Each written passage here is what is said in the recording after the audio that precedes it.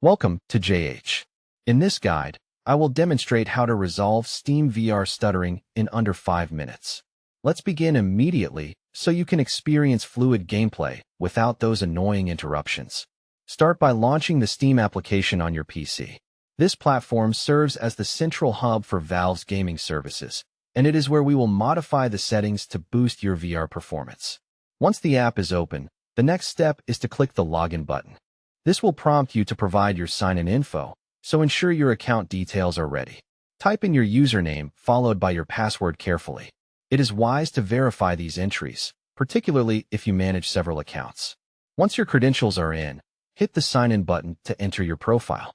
Now that you are logged in, you will land on the main Steam homepage. From here, head over to the Library section by clicking the tab located at the top of the window. This area contains all your software and games, making it simple to find what we need. Scroll through your list to find SteamVR among your installed apps. Right-click on the SteamVR entry to open a context menu with various choices. Select Properties from this list to open a configuration window where you can manage specific settings. Within the Properties menu, navigate to the Betas tab. Clicking this will reveal a drop-down menu featuring different versions you can join. From this list, choose the SteamVR Beta Update.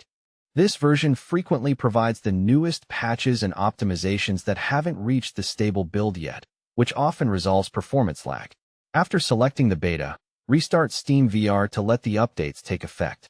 Hopefully, these adjustments will minimize your lag and provide a much smoother virtual reality session. That is a simple method for improving performance by opting into beta releases.